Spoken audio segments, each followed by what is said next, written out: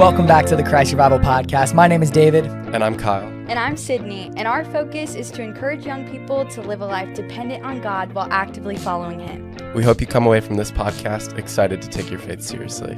Without further ado, let's get back to drizzling that biblical syrup. Welcome back to the Christ Revival Podcast. Welcome back to the Christ Revival Podcast. We are live, and it's just me and Kyle today because Sydney is down bad. She got mono. She's not going to be here. But pray for Sydney. Yeah, prayers up for Sydney. Also, we were supposed to be in the studio last weekend, and that didn't work out. But the upcoming episodes will be back in our studio that we filmed the first three. But Kyle, I want to start with a quick question. People have been pressing me recently. They've been like, "Yo, you got this podcast. You're starting to get views and stuff. What makes you qualified to talk on here to me about Jesus?" And so, Kyle, I want to ask you, what makes you qualified? See, that is a great question, and I'm going to be completely honest with you. I don't think there is something that makes us specifically qualified. Considering we started this in your attic, I don't know if we are necessarily qualified, but I think that's the cool thing about this type of podcast is, we're just out here. We're a testimony of Jesus, and that's all it takes. It's like you don't have to. Obviously, there's formal training you can go get and a lot of degrees and knowledge you can gain, but that's the neat thing. You just got three people on here that are sharing their faith and willing to talk about Jesus, and I think that's what makes us qualified, just telling others what He's done in our lives. So that would be my answer, because other than that, we do not have any formal qualifications. I think that was a good answer, but yeah. Why? What do you think makes us qualified? I mean, not the flex, but I'm in seminary right now, so I'm kind of I'm gonna master divinity, So at that point, fair. No, I'm just playing. I need to stop. Last intro, I was so David. prideful too. Yeah. So that's I don't even know. How has balancing ministry classes been? Because I know you had surgery the other week, didn't you? What's that been like? Yeah. So I had surgery on Thursday, was bedridden for 2 days, and then went up to Virginia to table for the church I work at. And that was actually, so I went to school at Liberty. That was an emotional trip. I'll just go here. Since moving to Georgia, it's been I love my job and I love my work, but it's definitely been a stretch where it's like, new friends, new community, at the rebuild influence. I no longer can play basketball or sports. Everything that I feel like made David, like, was stripped away. And going back to Liberty, I saw a lot of friends and it was like, wow, like I really miss like doing life with these people. And I wouldn't say that we're going to talk about the Lions Den. I wouldn't say that I'm in the Lions Den, but I also think that's a struggle is I've been so caught up in this idea that like just counting my blessings. Like, God, I'm so thankful that I get to be in this job. I'm so thankful that I can work with these people. Like, life is so great. And in the midst of that, I haven't come to God with the things I've been frustrated with. I haven't because God has blessed me. I feel like life is great. I feel like God has done so much for me. So why would I come to Him and be like, yo, like I'm struggling, I'm frustrated. And I had an emotional moment this week where it was like, it's okay to miss people, and it's okay to want to be with people that used to be in your life every day. That doesn't make you ungrateful, but like David in the Psalms, like we just need to take everything to God. And Daniel was someone who just consecrated his life to God. But yeah, I guess with that, we can just jump right into Daniel 6 if you want to read. Do you have anything to add to that? I wasn't planning on sharing all of that. I was going to share a little bit, and then I was like, I guess I might as well just go there. Yeah, no, that's great. I think that's right from the heart. But I think also, like you said, just a great reminder and a really encouraging part of this story, I think, is seeing Daniel's example and seeing like how at the end of the day, it doesn't matter what season of life or area you're in. Like, Daniel's a great example of finding satisfaction in the Lord and in his relationship of the Lord. And I think that's ultimately what that comes down to, of what you were talking about. just missing friends or relationships, and all those are good things. They're things from God. But just a really great reminder here as we're about to read that, Daniel shows us what it means to be satisfied in his relationship with the Lord.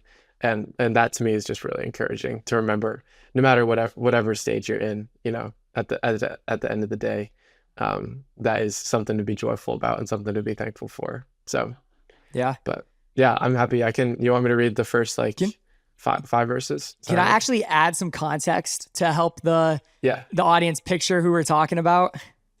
Yes. Go So for it. I feel like in Sunday school, we think of Daniel as this like younger dude who's like excited, like super great leader. At this point, at the point where he's thrown in the lions, and he is 70 or 80 years old at this point. He was taken as a captive. He worked his way up. He proved his worth on multiple occasions. If you read the first couple of chapters of Daniel, this is the second king he's actually lived through. Nebuchadnezzar was the first, and now we see King Darius. Nebuchadnezzar's son, I believe. Don't quote me on that if I'm wrong.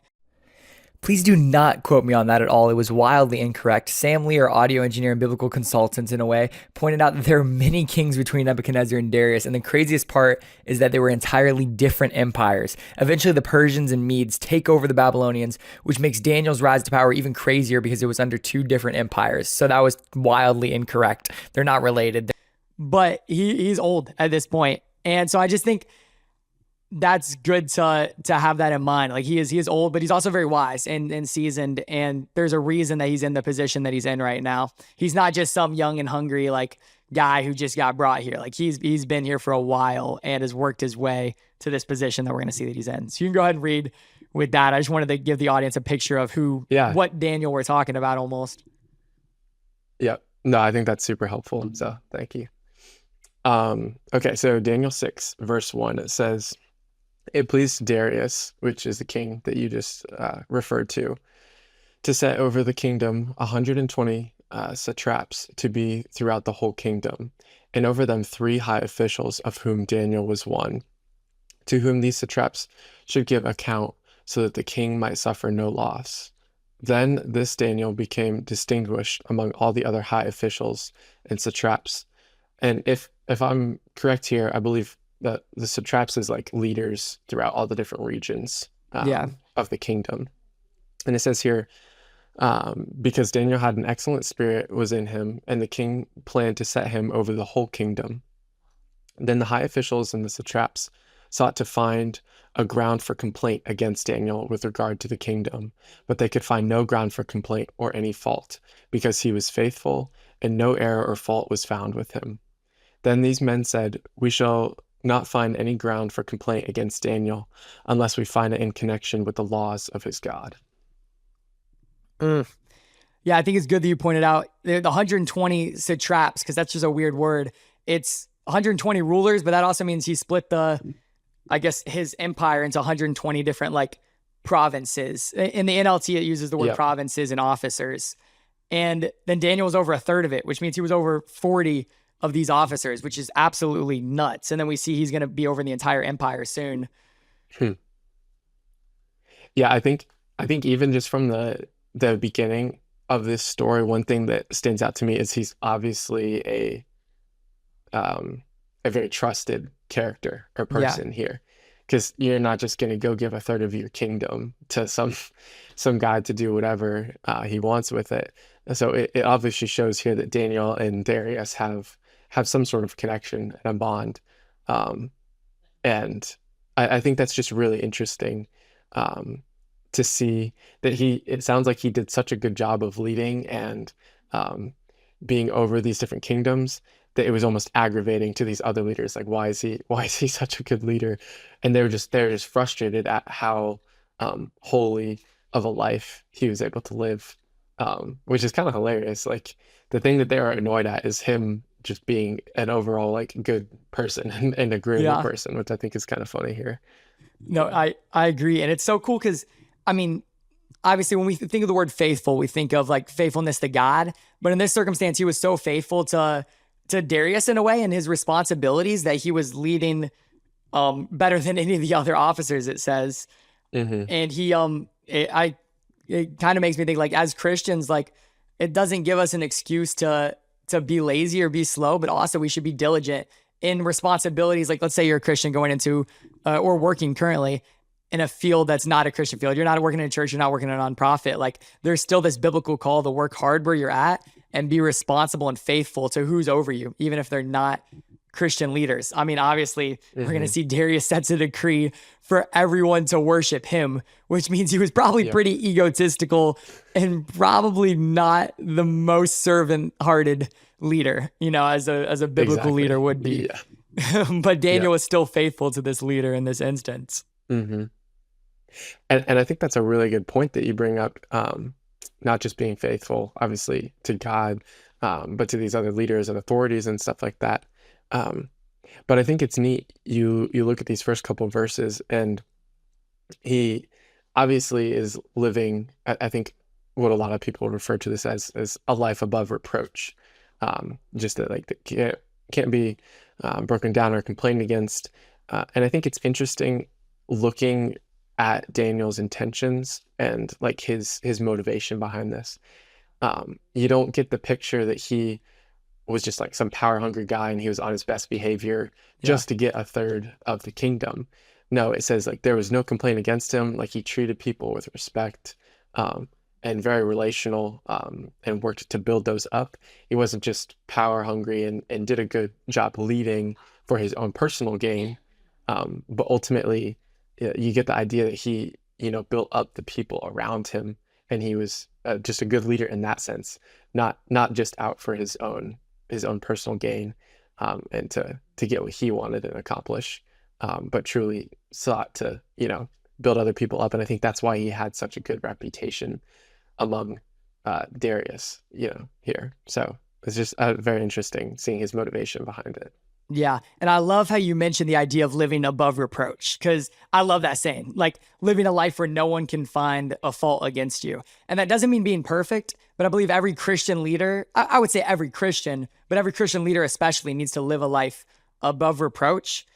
And this idea to live a life above reproach doesn't mean that you live a life that's perfect. I think of an example this past week. I had a meeting with my boss and another guy. Then we were going to go on a trip together. And after the meeting, my friend Joe, he was like, "Yo, I need to talk to Ryan, our boss, without you in the room." I didn't think anything about it, but an hour later, I got a call from Joe, and he's like, "Yo, that might have seemed bad. Like, I'm not talking about you behind your back. It was just about this other thing that like you didn't need to sit through." And I think that was such a cool example of living a life above reproach. And not that we were like disunified or anything in that moment. I didn't really think anything about his comment, but he was living a life where he was like, okay, how is that perceived by the people around me? And he was making sure that he like Hebrews 12, 14 and 15, make every effort to live in peace with everyone and to be holy. Without holiness, no one will see the Lord. And we're going to hurt people. Like, I have hurt in people. I'm sure you've hurt in probably more people. No, I'm just playing. But we're gonna hurt people. And when we hurt people, we need to make every effort to make peace with them and to not live in this state of like tension. Like, like I hope so-and-so is not going to be at the party because I have beef with them. And I've been convicted of that with people where I'm like, I need to put it aside and I need to make every effort to settle that conflict. Yeah. And it's okay if people aren't going to like us, but we need to do everything we can to be like, okay, like I screwed up. I admitted I screwed up. Like, there's nothing else I can do. Like, I need to just continue to live. Yeah. No, I think that is such a good point that you made about seeing how our actions are perceived by other people. I think that takes a lot of self-awareness and and just selflessness in general, not being so focused like on ourselves and how the things that we want to accomplish, but genuinely like taking an interest in caring how our actions are going to affect other people. And it's just, even though like here, obviously the other leaders don't like Daniel and they're looking for some dirt on him or whatever, I think it just shows like how well he did that, that he, was concerned of how his actions were going to affect other people, that there was literally like, there was nothing that these guys could complain about. And he was just always um, what's the term that I'm looking for? That I think it's just amazing to see that like they're looking and scrutinizing everything that he does, looking for something wrong, and they can't find anything. Yeah. And that really takes like so much humility on Daniel's part to be able to live in a way that his actions are not negatively affecting those around him. And I think like as Christians, I think a lot of times we can honestly become pretty self-centered and not focus on the people around us and not really care. But here, just having such a good example of living out like a Christ-like testimony, because it really is like our actions and our lifestyle that is going to speak to the unbelievers and people around us. Yeah. I want to add something to like that. You were talking about like the self-centeredness of Christians. I saw a quote. I've been reading John Mark Comer's on Practicing the Way. And he has this quote. He's like, Christianity at the end of the day is becoming like Christ for the sake of others. And often we can take out the forsake of others part.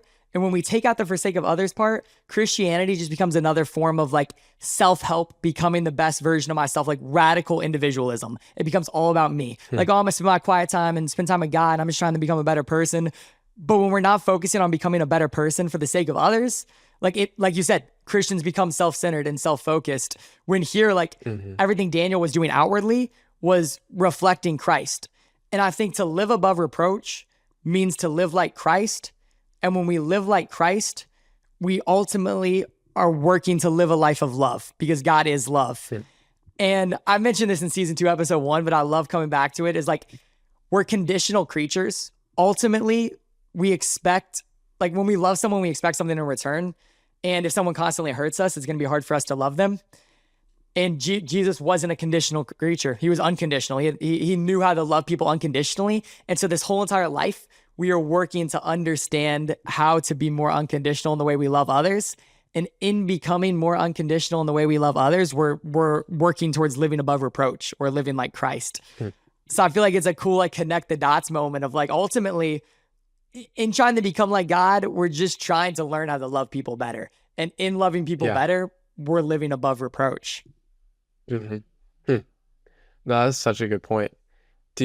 How do you feel like, okay, so obviously this is a really good example of someone living above reproach, but how do you feel like as Christians today, we live above reproach, like in our workplaces, in relationships, at school, whatever it might be? What does that look like practically for us, you think? Yeah, that's a great question. I think ultimately, I'm going to come back to the Hebrews 12:14. I said 14, I'm going to say 15. So verse 15 of Hebrews 12 says, see to it that no one falls short of the grace of God and that no bitter root grows up to cause trouble and defile many. I think ultimately a lot of the reason that we hold grudges with people and struggle to live above reproach is because we allow bitterness and judgment to fester. And it can be something as simple as, man, there's just someone I work with and I just hate the way they talk, or they just irritate me so much. And it's not something that I talk to them about, but I'll go vent to my friend who has no control over the situation about it. I think that's the first step that we can take in living above reproach. It's like, if we have an issue with someone, go to that person, solve that conflict. And I know my personality type is more direct and confrontational. I know for some people, they're like, whoa, like conflict. Like, I don't want to tell someone that they're bothering me or tell someone that something they're doing hurts me. I'd rather just like keep to myself. But when we keep to ourselves and we let that bitterness like fester up inside of us, we're not living above reproach. Because whether or not we're saying anything to our face, we might be going behind their back or just internally, just like, man, I hate it when this person's here. Like, I'm so irritated by so-and-so in the office, you know? So I think a lot of that is just taking our issues to the root. Like, if we have a problem with someone, going to them instead of venting to others. I think if we just started doing that, a lot of the living above reproach would come naturally. Yeah. And I mean, I feel like that kind of hits the nail on the head, because that's the same exact pattern that Jesus gives us in Matthew of how to deal with those conflicts and those frustrations. It's like, go to the root of the issue rather than going and talking to others and gossiping and starting all these things. Because like you said, that's not living above reproach. And that's how those issues find their way back to the source, but not from you. So Yeah. Um, hmm. Yeah, I think it definitely follows that roadmap that we're given later in the Gospels, which is Yeah. awesome. That's so cool. Cause like there's definitely an idea in the whole Bible, like of having wise counsel, but in that specific instance in Matthew, I might be wrong, but the first step is to approach this person. And then after Mhm. you approach this person, if they don't change, then you seek counsel of like, okay, hey, I approached this person, they didn't change. What do I do? And then you come with someone else. So, but I think so quickly we're like, man, I don't know how to solve this conflict. I'm going to go ask for someone for advice, which can be good. I don't know if I would say not to do that, but also it's like the first step here is like deal with the conflict and then maybe seek advice. And again, I think it's good to surround ourselves with wise counsel. And there are times where situations might be kind of extreme and it's good to talk to someone before you approach them. But you should never talk to someone without it being for the purpose of approaching that person. You know what I'm saying? Exactly. Yeah. All right, let's No, I continue on completely agree. with this 6 through 13. I can go ahead and read this. So Okay. so verse 5, they wanted to find a way to accuse Daniel, and so they were like, we got to do it with religion. And so verse 6 says, so the administrators and high officers went to the king and said, long live King Darius. We are all in agreement, we administrators, officials, high officers, advisors, and governors, that the king should make a law that will be strictly enforced. Give orders that for the next 30 days, any person who prays to anyone divine or human except to you, your majesty, will be thrown into the den of lions. And now, your majesty, issue and sign this law so it cannot be changed, an official law of the Medes and Persians that cannot be revoked. So King Darius signed the law. But when Daniel learned that the law had been signed, he went home and knelt down, as usual, in his upstairs room, with his windows open towards Jerusalem. He prayed 3 times a day, just as he had always done, giving thanks to his God. Then the officials went together to Daniel's house and found him praying and asking for God's help. So they went straight to the king and reminded him about his law. Did you not sign a law that for the next 30 days, any person who prays to anyone, divine or human, except to you, your majesty, will be thrown into the den of lions? Yes, the king replied, that decision stands. It is an official law of the Medes and Persians that cannot be revoked. Then they told the king, that man Daniel, one of the captives from Judah, is ignoring you and your law. He still prays to his God 3 times a day. And I'm going to stop there on a little cliffhanger. Bump, bump, bump. I think one of the first things that jumps out to me is a point that you made earlier about Darius being pretty self-centered and full of himself here. I mean, clearly, if he's basically trying to use his authority to put himself in a position of a god, almost, or basically making it a law to worship him. I think it's neat that throughout this story you have such a stark difference. You have like Darius on one end, who is very like so clearly full of himself, and like I think that's a lot of the times the pattern of the world, like what can I gain for myself? What can I do to build up my reputation? And you have kind of that end of the spectrum down here.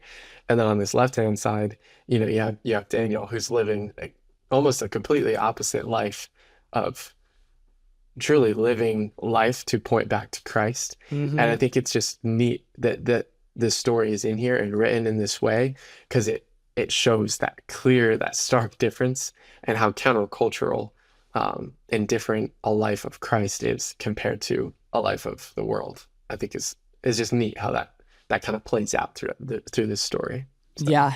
And I think you pointed it out earlier, is that ultimately that difference comes down to one thing. It's that as Christians, we make God the center of our life. And if we don't believe in God, we make us the center of our life. Like, I think that's the stark difference here, is Daniel is making God the center of his life, and Darius is making Darius the center of his life.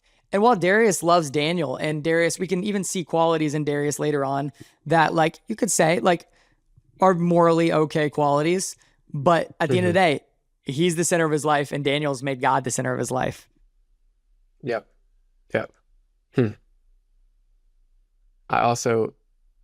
I love that you see here that God is so much a priority for Daniel, because it's not like he was oblivious to this law getting put in place.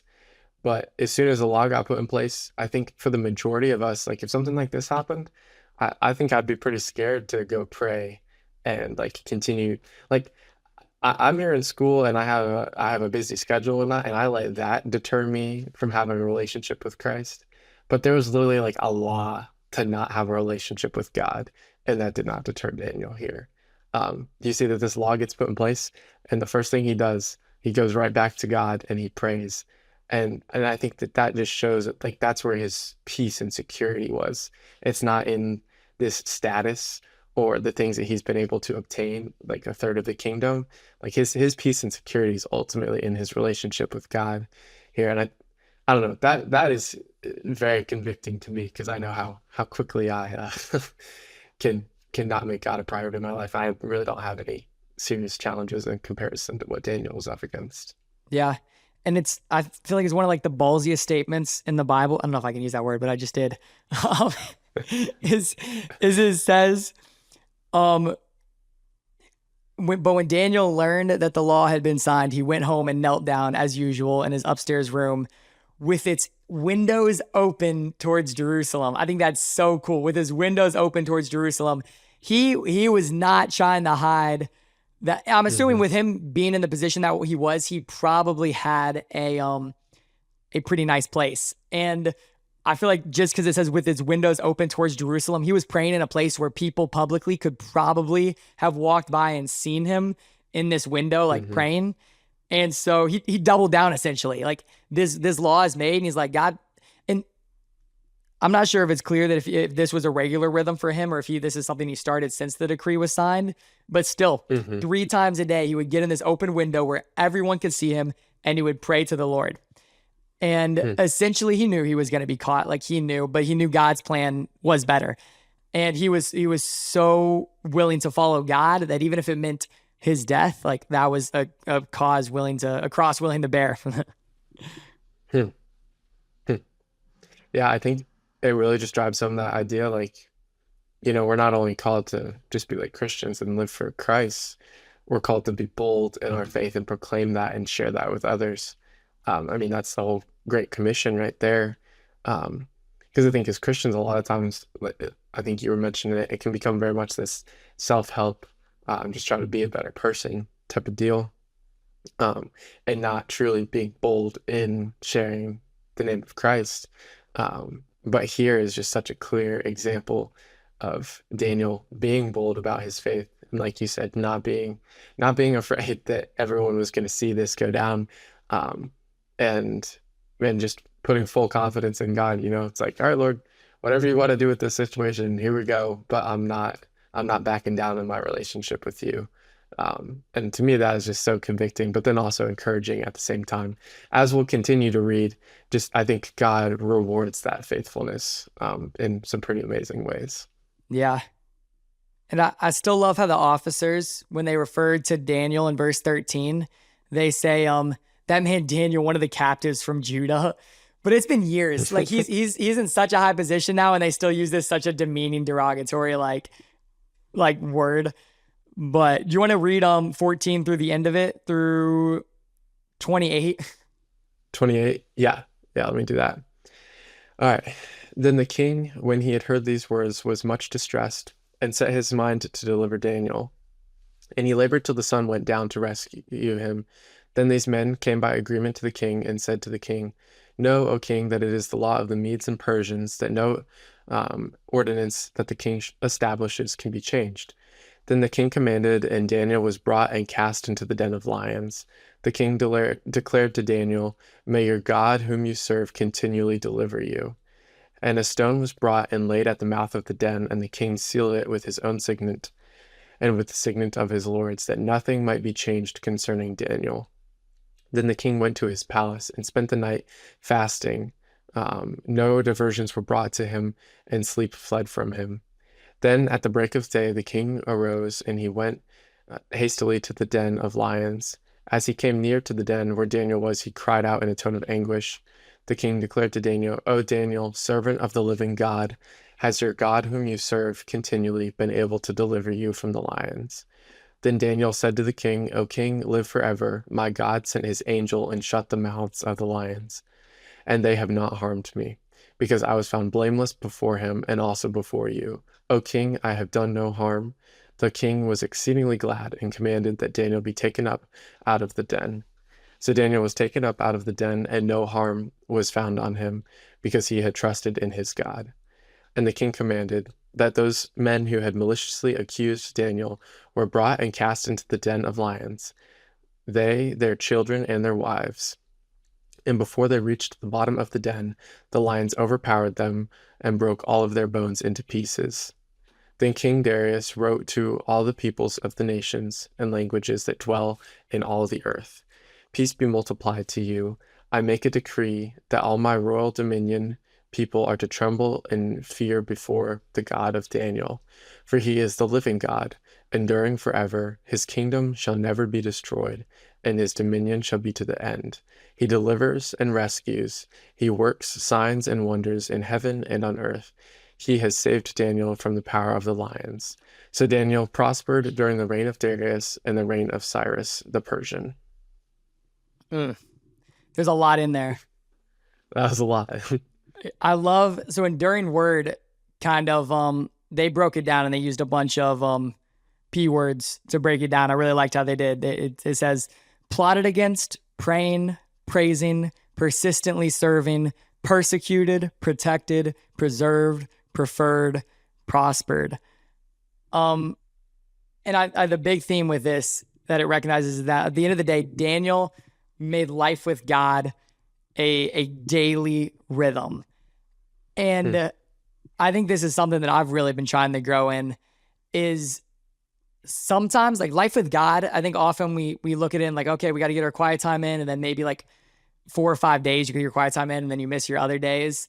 But life with God is living in a continual state of prayer and recognizing him for everything.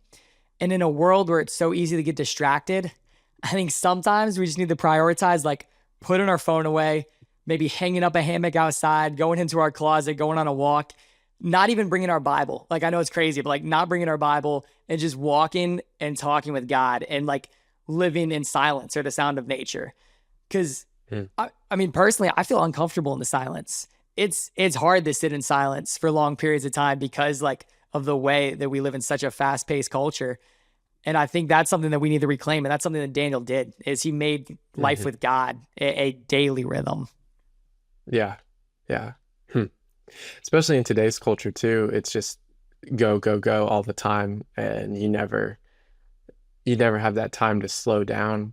And I think there's a lot of value in like what we're looking at here with Daniel, just truly like enjoying the company of the Lord and enjoying being able to think about him and pray. And I think there is a lot of comfort in that if we can train ourselves to, slow down and actually enjoy God's presence. Because I think it is hard at times to feel close to the Lord if we're just constantly go, go, go. And even if you do have, like you said, your quiet time and your daily rhythms and stuff like that, at least for me, I think it's really easy. You set like a time or whatever. You're like, all right, I'm going to give this chunk of time to God, which I think there's value and there's good things that can come from that. But if you're truly living life with someone, it's an all-encompassing, continual enjoying like that presence with that person. Like you think of like a married couple or whatever, they're not just going to schedule out, all right, here's the time that I'm going to spend with you. It's like your life comes together and you enjoy like that company and that presence and closeness with each other. And I think the same can be said about our relationship with God. It needs to be a continual, just daily walk in truly enjoying his presence, and it almost like infusing him into every aspect of our life. Yeah, because life with God, I mean, it's a cliche saying, but life with God is ultimately what's going to fulfill us.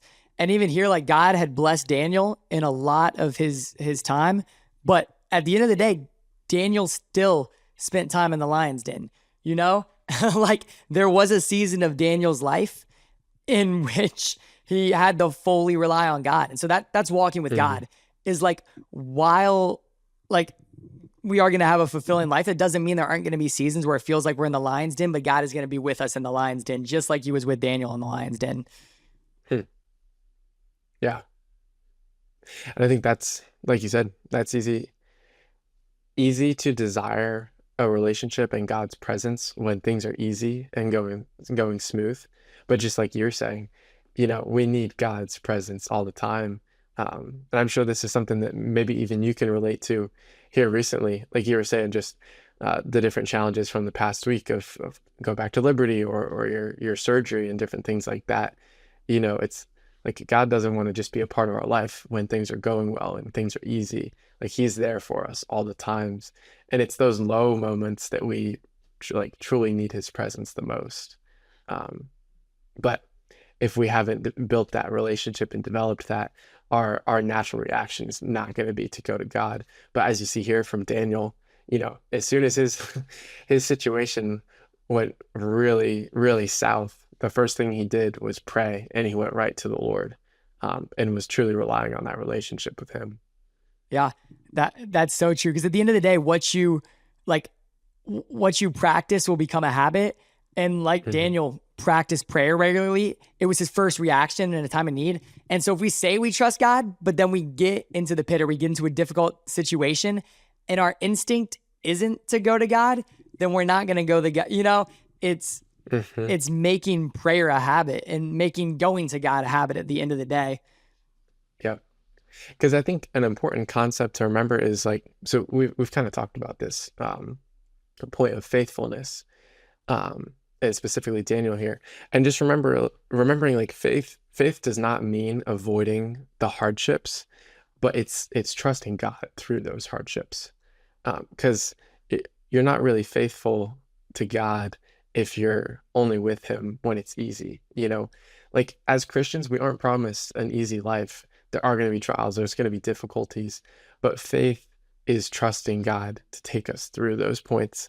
So I think that's just an encouraging thing to remember, that we know the difficulties are going to come, but we can have this faith in Christ that's going to carry us through those difficulties. Even though it doesn't guarantee that life is going to be easy, but we know that God is going to be with us when it gets hard.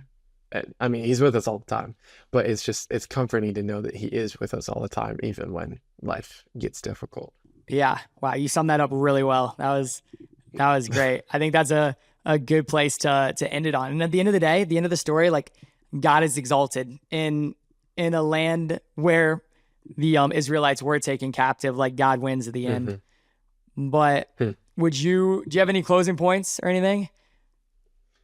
I don't think so. I mean, I think we kind of touched on everything we were hoping to. Yeah. And awesome. So would you like to pray us out in memory of Sydney? Well, not in memory. We always in memory pray. Of Sydney. But Exactly. Yeah, I could pray for us. So. Awesome. Dear Lord, I thank you for this time and just this story of Daniel, and allowing us to be able to see you at work in Daniel's life and how you can be at work in our lives, God.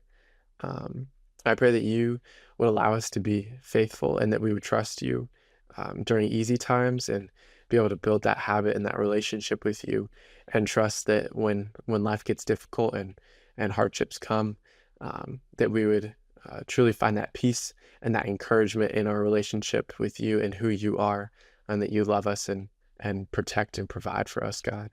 I do want to pray for Sydney today, as I know that she's still getting over some sickness.